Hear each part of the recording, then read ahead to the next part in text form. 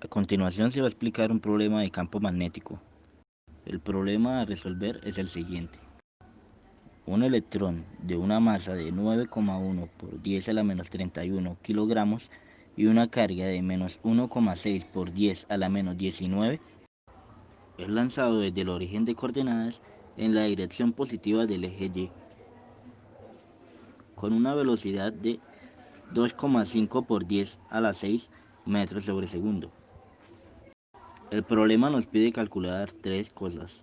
Lo primero es los vectores fuerza y campos magnéticos, valor, dirección y sentido, que obligarán al electrón a seguir una trayectoria semicircular desde el origen a un punto situado a 10 centímetros de la parte positiva del eje X.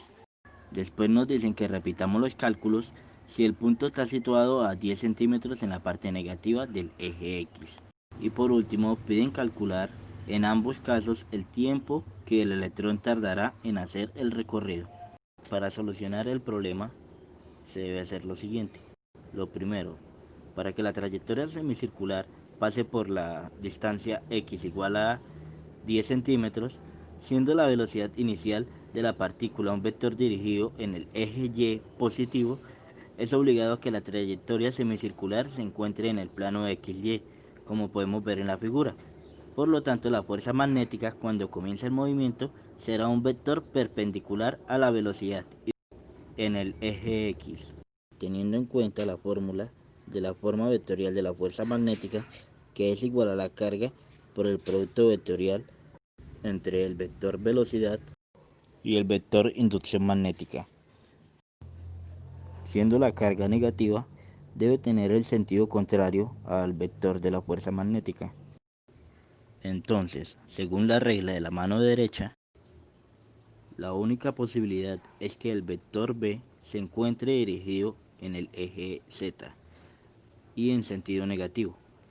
Como el movimiento de la partícula es circular y uniforme, solo tendrá aceleración normal.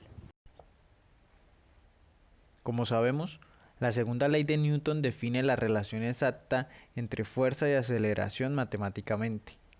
La aceleración de un objeto es directamente proporcional a la suma de todas las fuerzas que actúan sobre él e inversamente proporcional a la masa del objeto, entendiendo la masa como la cantidad de materia que el objeto tiene. Para este ejercicio, al tratarse de un movimiento circular uniforme, la aceleración presente es normal a la curva descrita, por lo tanto, es igual a la velocidad al cuadrado sobre el valor del radio. Teniendo esta fórmula, podemos reemplazar los valores que ya conocemos. La masa es igual a 9,1 por 10 a la menos 31, la velocidad es 2,5 por 10 a la 6 y el radio, que es de 5 centímetros pasados a metros, equivale a 5 por 10 a la menos 2. Efectuando las operaciones tenemos que la fuerza es igual a 1,1 por 10 a la menos 16 newtons en dirección Y, siendo este el vector fuerza magnética en el momento de comenzar el movimiento. Continuando con lo que nos piden, vamos a obtener el campo magnético. Para esto también hacemos uso de la segunda ley de Newton.